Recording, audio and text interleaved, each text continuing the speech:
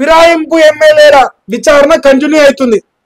Speaker ఎదుట హాజరైన గూడెము బండ్ల petitioner న్యాయవాదులు క్రాస్ ఎగ్జామినేషన్.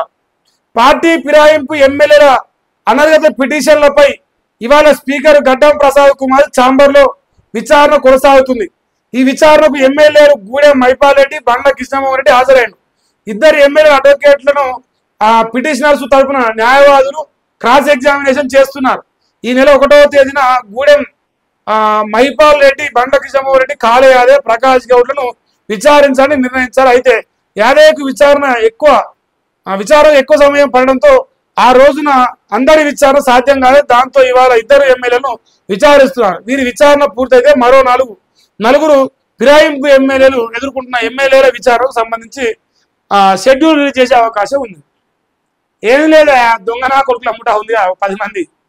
ఆ ముఠాను మరి గడ్డం ప్రసాద్ గారు పాపం కాపాడడానికి కనబాలు పడుతుంది కదా ముచ్చట. విచారణ పేరుతోని కార్యయాపన చేసి విచారణ పేరుతోని వాళ్ళని అనర్హత వేటు వేయకుండా ఇక వాళ్ళు సమానం చెప్తున్నట్ట కదా. ఇగో మేము పార్టీ మారలే, మీ కండవాళ్ళు కప్పుకోలే, ఏం కప్పినో మాకు తెలియదు. మేమైతే పోయినాం, రేవంత్ రెడ్డి అభివృద్ధి కోసం కలిసినాం, వాళ్ళు ఏదో కప్పిరు, అది మాకు పార్టీ కరమని మాకు తెలియదు.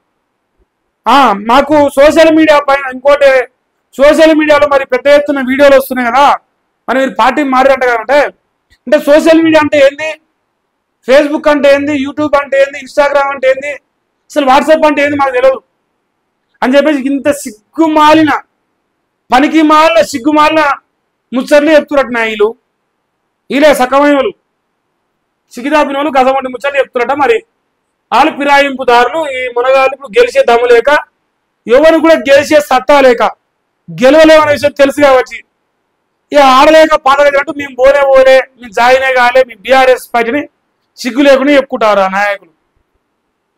మరి వాళ్ళు ఏమంటారు నాకు